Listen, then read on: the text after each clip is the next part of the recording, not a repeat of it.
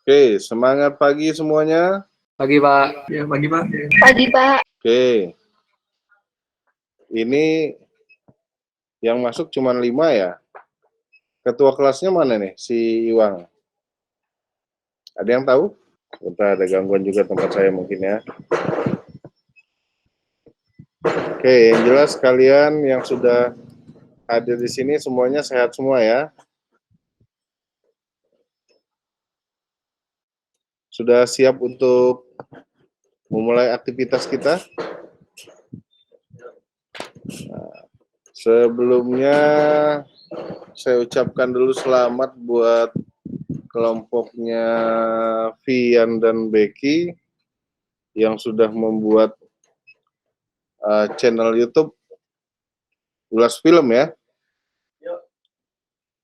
Nah, gimana perkembangan channelnya saat ini, Vian? Cek.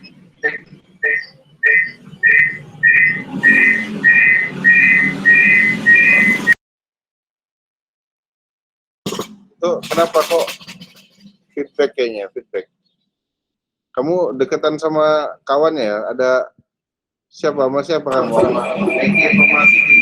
Sama Becky, Pak. Oh, Becky, ya. sama Jadi salah satu mic-nya di ya, di mute kalau satu ngomong ya. Jadi gimana?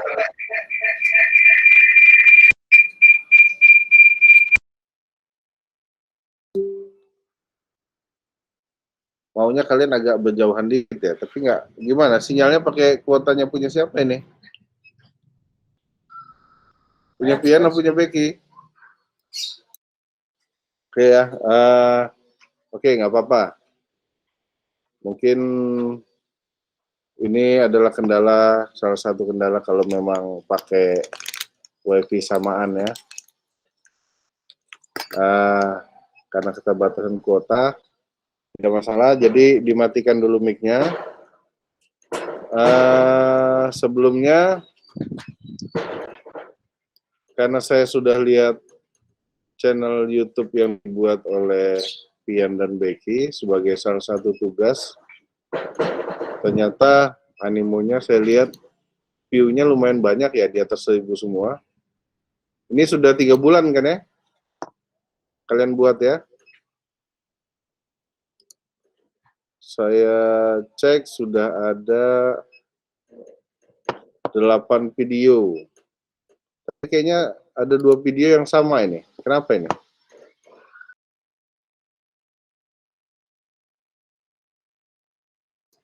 Oke. Kalian simak aja kalau gitu ya. Ternyata mungkin sinyal kalian nggak bagus ini. Oke. Saya coba minggu lalu kita sudah belajar tentang floor plan ya. Nah, saat ini kita melanjutkan ke elevation plan. Sebelum kita bahas elevation plan, mungkin kita akan coba simak dulu ulasan film dari teman kalian, si Pian dan Becky. Ini saya lihat ulasan filmnya yang berjudul Kung Fu Jungle.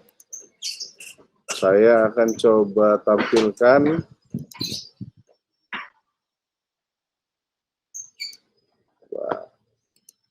Saya akan langsung putar dari YouTube ya. Film ini tonton baik-baik ya. Kalian lihat dan perhatikan. Ini masih iklan lagi nampaknya. Oke ya, kita mulai ya. Oke, kita kembali lagi dengan gua Trio. Sekarang gua membahas film yang launching tahun 2014, yaitu Kung Fu Jungle. Oke, kita mulai saja.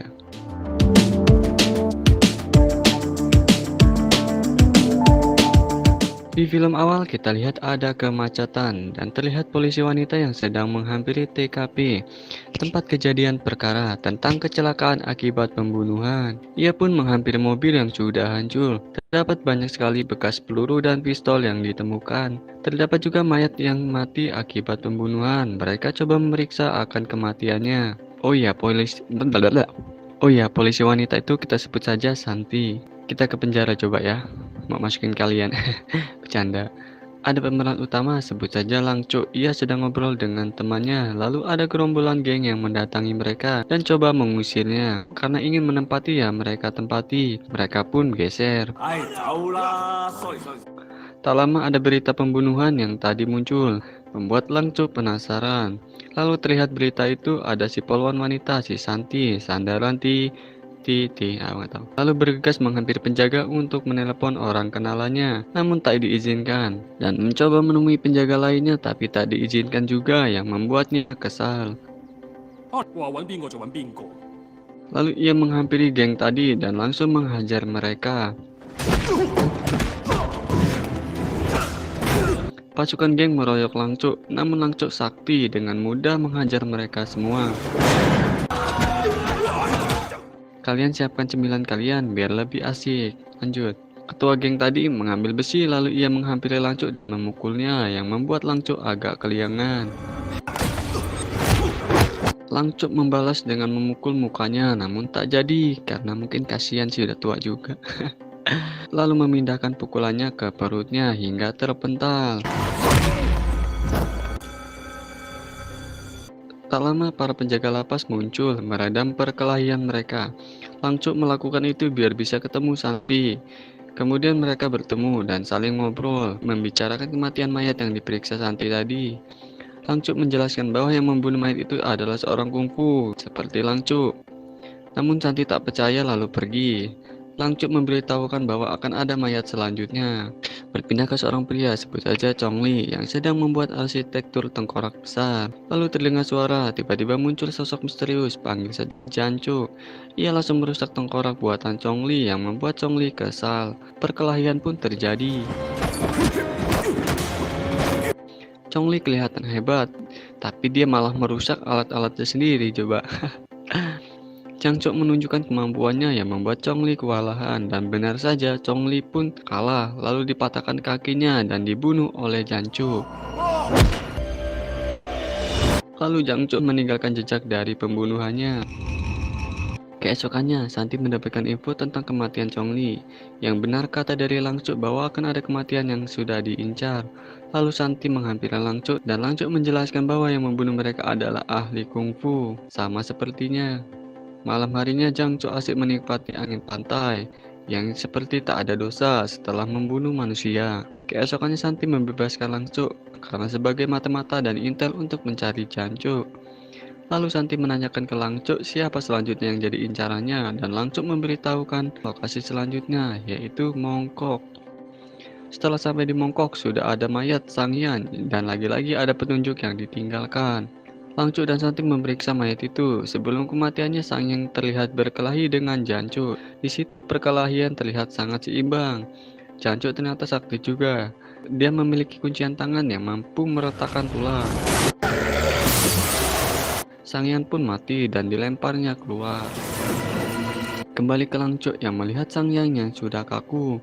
Ternyata ia temannya. Lalu Jancuk muncul dan terlihatlah oleh Langcuk lalu mengejarnya. Namun di situ Jancuk mengendap-endap lalu menyerang Langcuk hingga terpental. Jancuk pun melarikan diri lagi dan Langcuk tak dapat mengejarnya.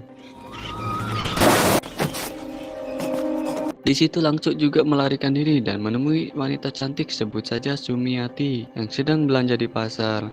Lalu mereka bertemu, tiba-tiba Langcuk digamparnya. Lalu Langcuk memeluknya. Curiga gue sih bininya kayaknya ya. Iyalah, siapa lagi? Jadi mau.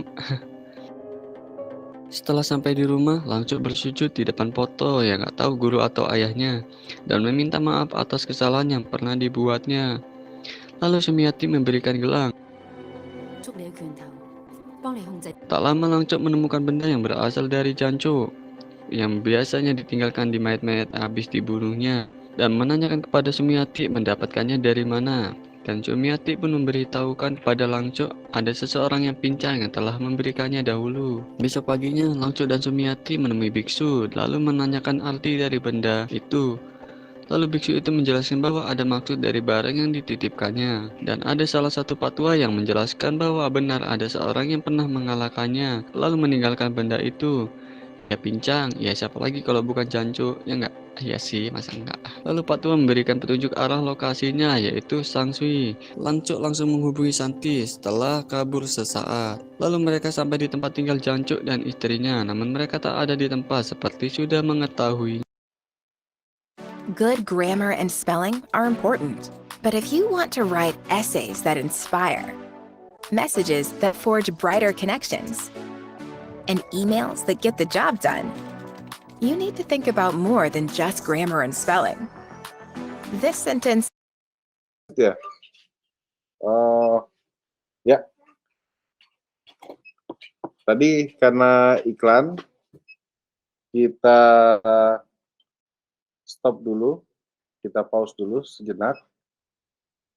Kemudian kalian ingat-ingat dan simak yang tadi sebelum kita masuk ke materi selanjutnya. Nah, kita minggu lalu sudah mempelajari tentang floor plan. Saat ini kita melanjutkan kepada menggambar elevation plan.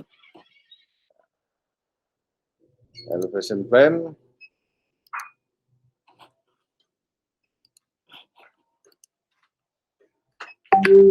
ya. Tugas floor plan sudah dikumpulkan. Saya lihat tinggal yang Iwang ya. Belum hadir juga dia ya.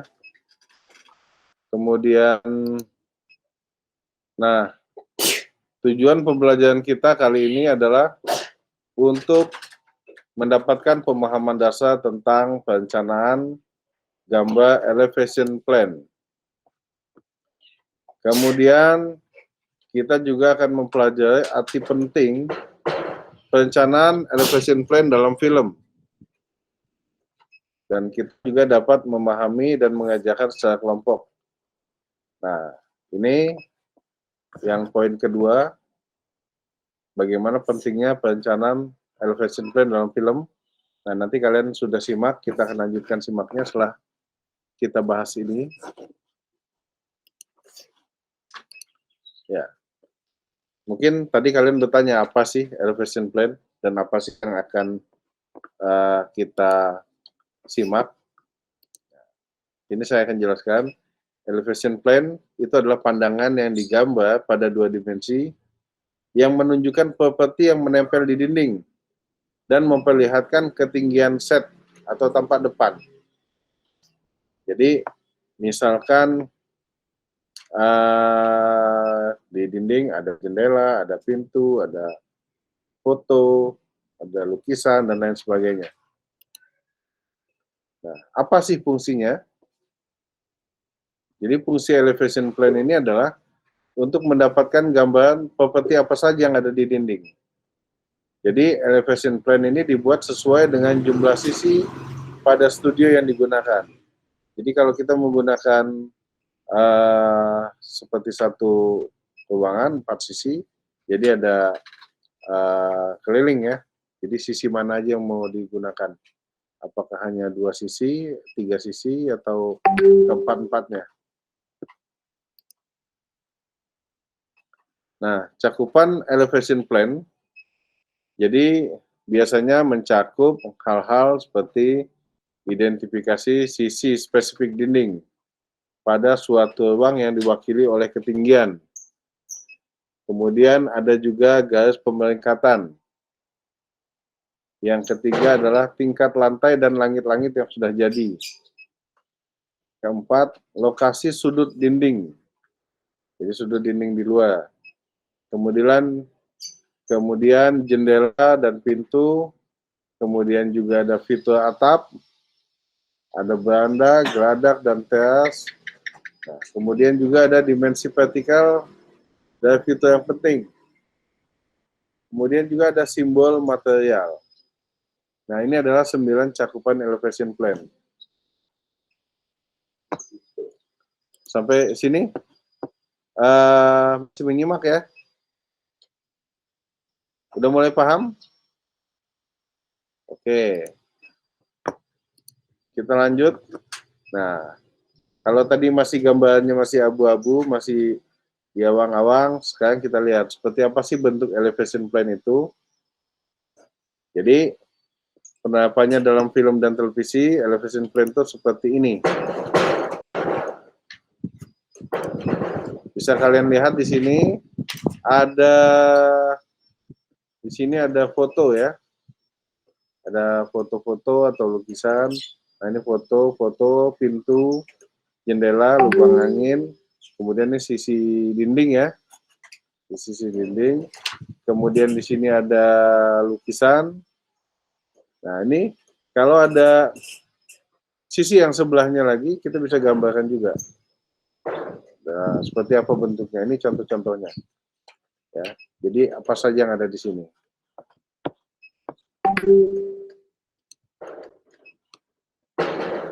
Kemudian, nah ini adalah contoh penerapan desain elevation plan pada program acara televisi. Nah, bisa kalian lihat di sini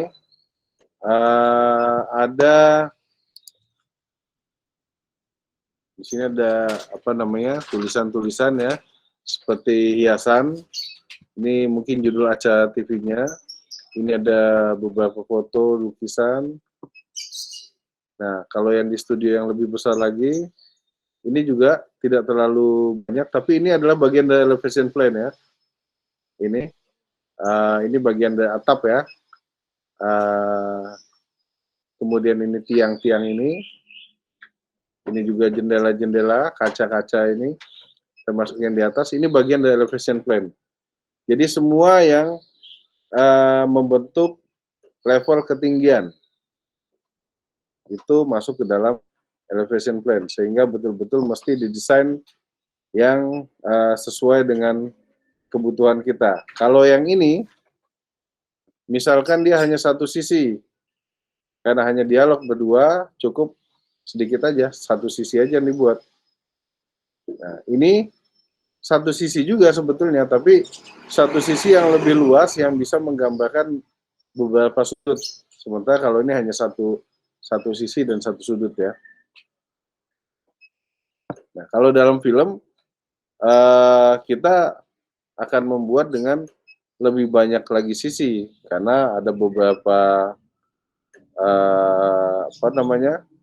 tampilan dinding. Kemudian kita lanjut ke, nah ini ada beberapa lagi contoh. Ya, ini white model elevation plan, jadi putih semua ininya, belum diapa-apakan. Yang nanti kemudian ini basicnya ya, awalnya ya. Kemudian mulailah dikasih batas-batas pewarnaannya seperti apa untuk pencahayaan dan lain sebagainya. Kemudian inilah hasil jadinya kurang lebih seperti ini. Nah, ini detail-detail lebih detailnya. Sini ini bagian dari sini ya, depan sini ya. Kemudian ini bagian dari sini. Yang ini perspektifnya dari sini. Jadi walaupun di satu sisi tapi bisa menggambarkan 3 perspektif. Begitu juga yang di sini. Nah, ini juga menggambarkan juga ada dua perspektif ya, kanan kirinya.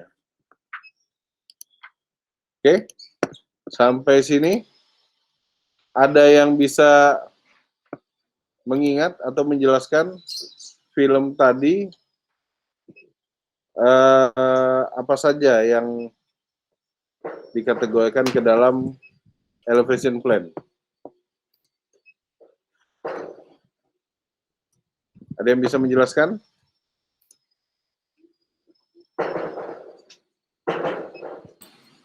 Ya? Di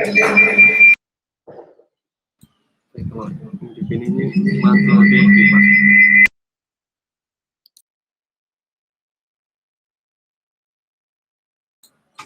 Cek mantulan sih ya, Pak.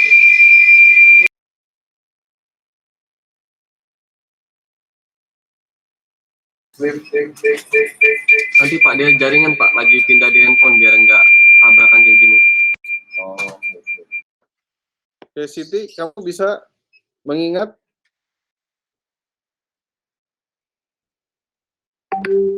apa saja tadi yang masuk ke dalam elevation plan di film yang sudah kita lihat tadi?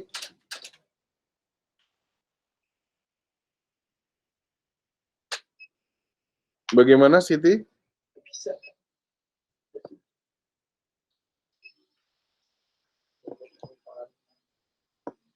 Masih di mute tuh? Masih menggema kamu ya?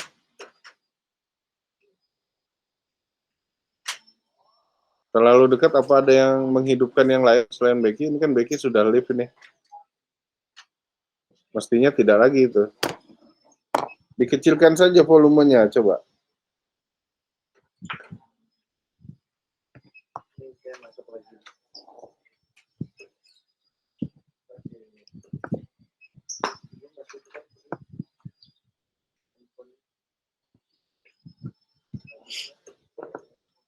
Oke. Masih terkendala ya? Oke, wah. Baiklah, kalau gitu kita lanjut saja. Coba jelaskan lewat kolom chat ya. Kolom chat ada di bawah. Ada di bawah ya. Coba Pian mungkin bisa menjelaskan di kolom chat. Apa saja yang tadi bisa masuk ke dalam elevation plan? Bagaimana?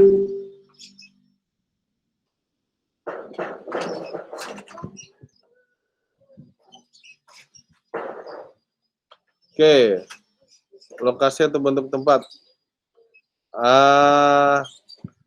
Kamu tadi simak nggak apa yang saya sampaikan tentang elevation plan?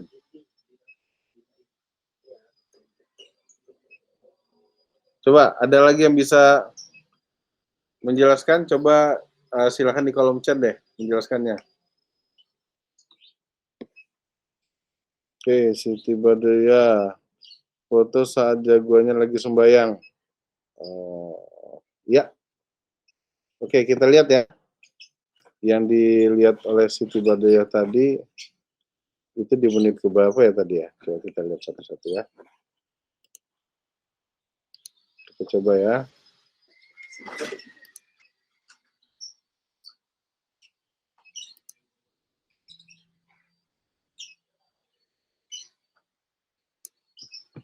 Saya ingat dikit, ini ada di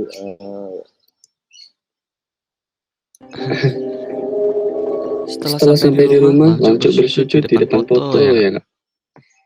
Grammarly is your personal writing assistant for clear emails, confident messages, stronger essays, and kita skip aja iklannya. Atau guru atau ayahnya dan meminta maaf atas kesalahan yang pernah dibuatnya. Oke. Voilà. Lalu Sumiati memberikan gelang dan meminta maaf atas setelah sampai di rumah, langsung bersujud di depan foto ya. Ya, ini adalah contoh bagian dari elevation plan ya di film ini. Ini ada jendela di belakang. Kemudian ini ada sejumlah gambar. Nah, ini ada pintunya di sini juga. Ini jendela ada hordengnya dibuat. Kemudian ini adalah batasan atap ya, atap dan juga tembok. Nah, kita lihat didesain tembok ini dibuat seperti kusam ya, kusam, kumuh. Nah, ini adalah bagian dari penataan untuk elevation plan. Jadi ada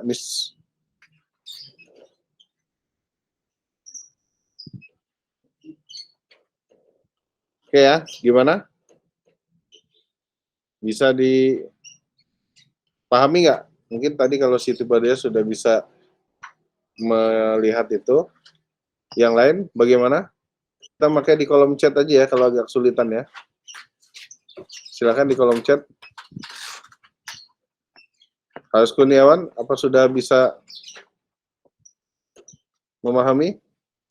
Di kolom chat aja kalau kesulitan audionya.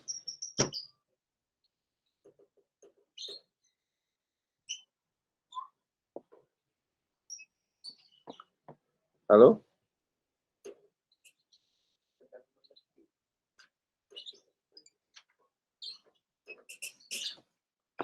Oke, kita lanjut nonton filmnya ya. Sampai tuntas kita coba. Supaya kalian bisa melihat bagian-bagian elevation plan dalam setiap scene. Setiap adegan. Nggak tahu guru atau ayahnya dan meminta maaf atas kesalahan yang pernah dibuatnya. Lalu Sumiati memberikan gelang. Tak lama Langcok menemukan benda yang berasal dari Janco yang biasanya ditinggalkan di mayat-mayat habis dibunuhnya dan menanyakan kepada Sumiati mendapatkannya dari mana. Dan Sumiati pun memberitahukan kepada Langcok ada seseorang yang pincang yang telah memberikannya dahulu. Besok paginya Langcok dan Sumiati menemui biksu lalu menanyakan arti dari benda itu. Lalu biksu itu menjelaskan bahwa ada maksud dari barang yang dititipkannya. Dan ada salah satu patwa yang menjelaskan bahwa benar ada seorang yang pernah mengalahkannya lalu meninggalkan benda itu. Dia pincang, ya siapa lagi kalau bukan Janco, ya enggak? Ya sih, masa enggak? Lalu patwa memberikan petunjuk arah lokasinya, yaitu Sangsui. Langcok langsung menghubungi Santi setelah kabur sesaat. Lalu mereka sampai di tempat tinggal Janco dan istrinya, namun mereka tak ada di tempat seperti sudah mengetahuinya. Terlihat masa lalu saat Janco berlatih dan sang istri yang membaca kitab kungfunya. Janco yang sangat berlatih keras agar dirinya kuat akan pukulan. Terlihat Langcok yang membayangkan akan latihan dari Janco yang sangat mengerikan. Ternyata tujuan Janco untuk menantang ahli kungfu agar menjadi nomor 1 di dunianya. Dunia dia ya, bukan kita kali ya. Kita pindah kota. Di Shenghuan Wush, Langcok dan yang lainnya menemui ahli kungfu tongkat, termasuk teman dari Langcok yang membuka restoran. Pindah ke Joseon, murid dari temannya tadi, yang dihampiri oleh De Jangco, yang membuat mereka semua takut akan kehebatannya. Tinggal Joseon yang diincar oleh Janco. Ternyata ia ahli pedang, yang lebih hebat lagi si Janco yang mampu menguasai banyak jurus. Perkelahian pun sangat seru. Joseon terkena tusukan pedang milik Janco. Lalu Joseon menggunakan pipa dan Janco berganti hanya menggunakan karter. Tak lama Joseon pun terbeset-beset tubuhnya dan ia pun mati. Lalu Santi mendapatkan telepon atasannya agar cepat menyelesaikan masalah ini. Sesampainya di kantor polisi, Langcok ditelepon oleh Janco yang sedang mandi air panas, namun sudah dilacak oleh kepolisian. Janco menjadi brutal setelah kematian istrinya yang terkena kanker. Berpindah, lalu polisi yang sampai di titik radar pelacak tadi, namun Janco sudah pergi dan meninggalkan teleponnya, yang membuat Santi sangat kesal. Malamnya Santi memeriksa rekaman suara dari Janco dan Langcok tadi. Lalu Langcok yang sedang melamun memikirkan surat akan tantangan dari Janco. Keesokannya di kantor polisi mereka dikit demi sedikit menemukan identitas dari Janco. Lalu mereka menemukan lokasi di mana ia lahir dan mereka menyergap rumah orang tua dari Janco itu sambil memeriksa satu persatu barang di situ. Lalu menemukan papan nama yang abu mayat milik. Hai pemain 1, siap hadapi tantangan ini? Masuki Valorant dan main sebagai salah satu agen global dari penjuru dunia. Gabungkan FPS, kekuatan supernatural, dan ratusan strategi taktis. Persiapkan tim yang kuat dan habisi lawan. Dalam Istrinya, di situ Langcok greget lalu memukul tiang hingga patah. Keren kali. Mereka menaruh CCTV dan menunggu penyergapan terhadap Janco yang akan kembali lagi ke rumah itu. Keesokannya Janco benar-benar kembali ke rumahnya. Sambil terbayang istrinya, ternyata ia membunuhnya lantaran kasihan akan derita hidupnya. Di situ Sumiati terus mendampingi Langcok, setia sekali, udah cantik pula, mau sih, haha. Janco menyadari bahwa ada yang tidak beres, seperti sedang diawasi. Lalu ia berbelok dan terlepas dari pantauan CCTV. Lalu pasukan polisi keluar dan mencari keberadaan Janco. Tak lama Janco muncul dan menghajar polisi satu persatu. Lalu terlihat Langcok yang bingung akan rekaman saat Janco menemui Langcok di penjara, yang membuat Santi menuduhnya bersekongkol. Lalu Langcuk malah melawan mereka dan memukuli para polisi. Mungkin ia kesal karena dituduh yang belum kuat tuduhannya. Terlihat Sumiati yang juga mengendap-endap membawa senjata. Ternyata ia menemui Jancuk agar ia melepaskan suaminya itu. Namun malah membuat Jancuk ingin membunuh Sumiati agar Langcuk lebih kuat. Terlihat Langcuk yang masih memukuli polisi yang coba menangkapnya. Kita ke Sumiati lagi yang sedang berkelahi dengan Jancuk. Ternyata Sumiati lumayan juga ya. Hebat mainin pedang. Jadi mau dimainin pedang gua. Apa sih? Lalu Jancuk lama-lama kesel juga dan melawan Sumiati, memukulnya hingga mental. Sambil memukulnya terus-menerus dan mengambil goloknya lalu menusukkan di tangan Sumiati. Sadis sekali.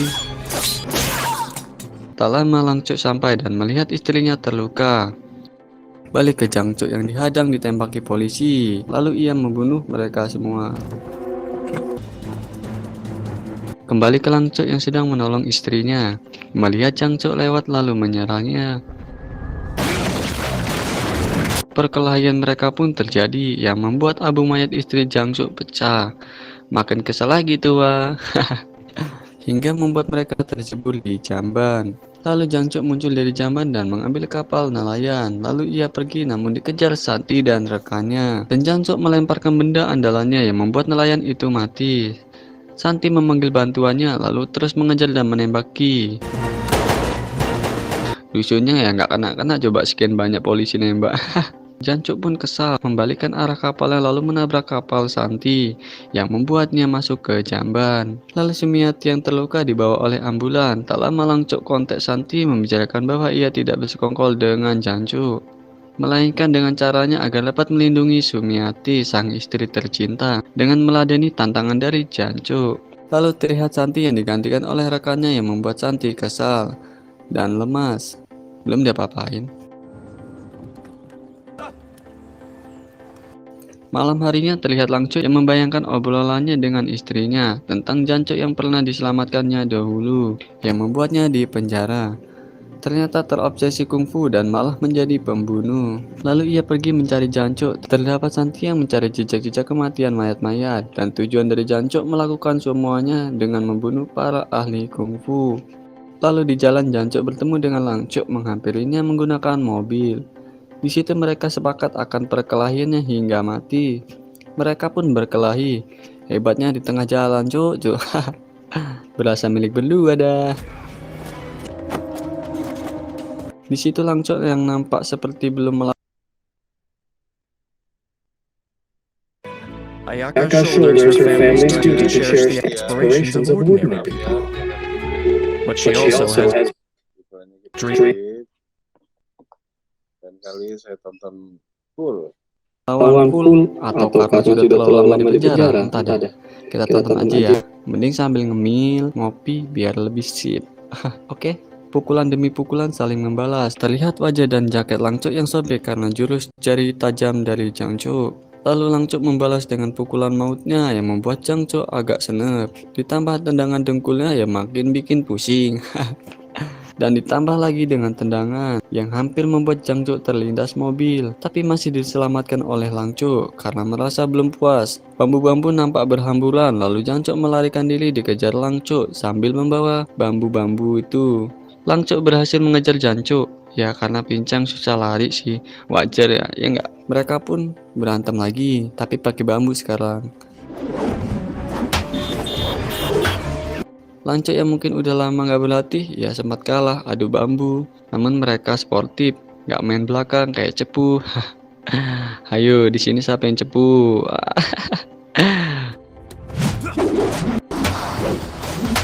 Mereka seperti terlihat seimbang, namun luka yang parah berada di Jancuk. Langcuk yang sangat kesal memberikan pukulan ke kepala Jancuk, yang membuat ia pusing. Ia makin kesal dan terus memberikan tinjunya hingga membuat Jancuk seperti menyerah. Namun ketika Langcuk tersadar akan gelang pembelaan istrinya untuk tidak melepaskan tinjunya, tiba-tiba Langcuk masuk di bawah mobil yang melintas lalu menarik kaki Langcuk. Dia coba menyerang lagi, tiba-tiba mobil datang dan Langcuk menyelamatkan Jancuk lagi, menendangnya keluar. Namun malah ia yang terseret mobil yang membuatnya lemas hampir tak sadarkan diri. Di situ Jancuk coba mengambil kesempatan buat membunuh Langcuk yang sudah lemas. Tiba-tiba datang Santi dan langsung menembaknya karena coba menyerang Santi.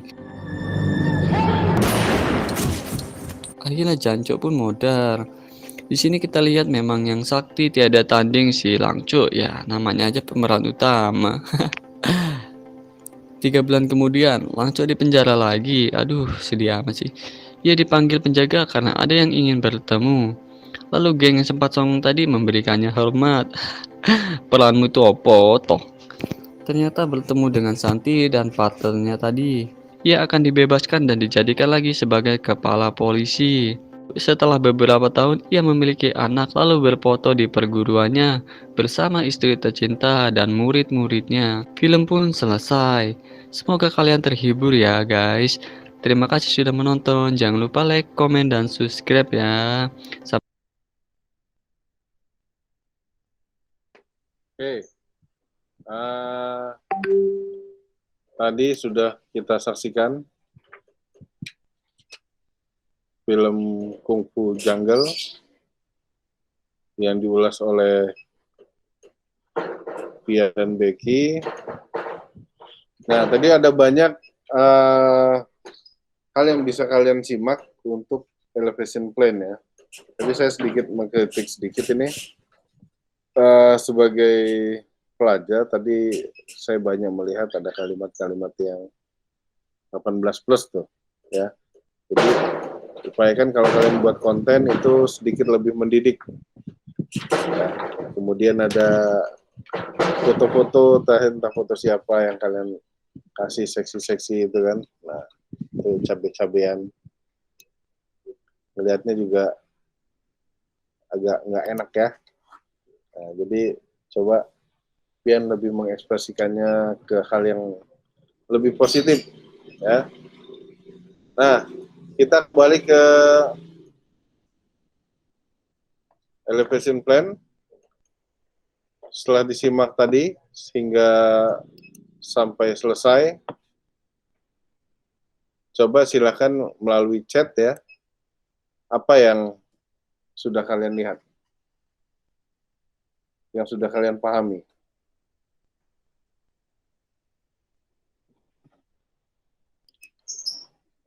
Ya, apa yang kalian pahami?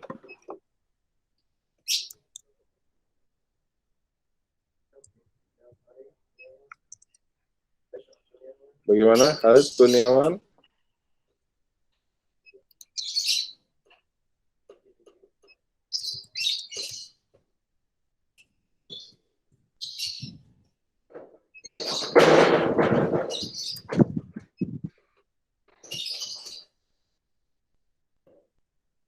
Bagaimana? Silakan, masih ngechat.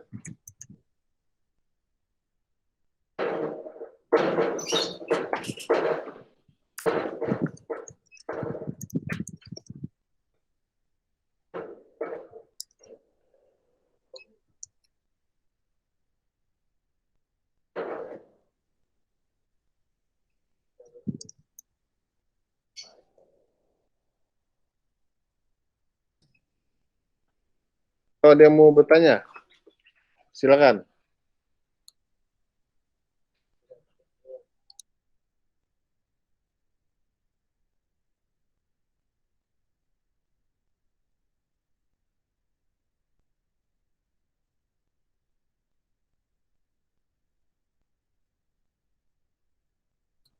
Nah, ya kan, sinyal jeleknya memang agak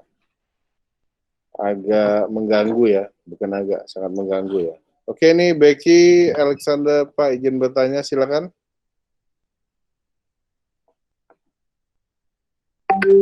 Silakan pertanyaannya. Sambil nunggu Becky, saya coba lihat di message-nya ya. CEO Iblis. Nah, Pian, paham Pak, bentuk dari tempat seperti jendela, pintu, maupun bentuk-bentuk, apa ini D ini? Bentuk lainnya kali ya. Oke. Becky, Alexander,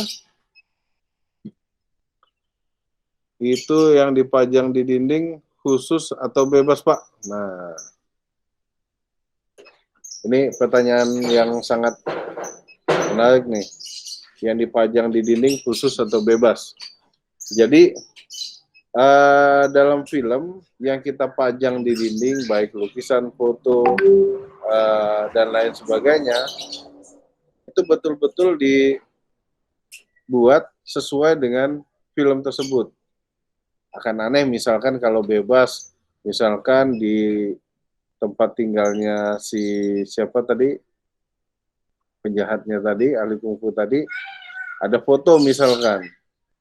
Nah, fotonya foto bebas, bukan foto keluarga dia, tapi misalkan foto keluarga kamu, kan jadi aneh, nggak nyambung dengan cerita film. Jadi foto-foto atau tempelan-tempelan di dinding, pajangan-pajangan itu disesuaikan dengan film sesuai dengan scene by scene-nya.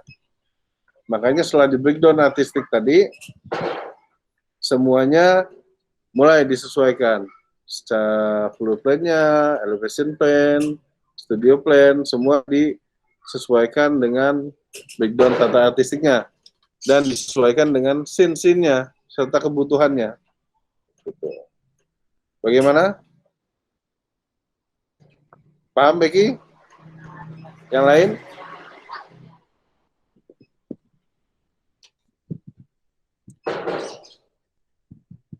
Oke, kalau sudah paham semua, saya minta kalian membuat tugas. Ya, tugasnya adalah kalian buat sebentar.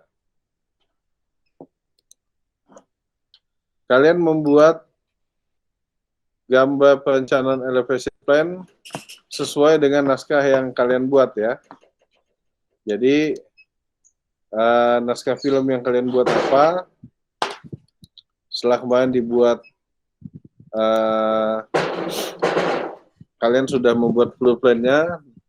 Saat ini kalian buat untuk elevation plan-nya sehingga nanti bisa sinkron antara floor plan dan juga elevation plan-nya. Oke? Bisa dipahami ya? Oke, untuk menutup kegiatan kita,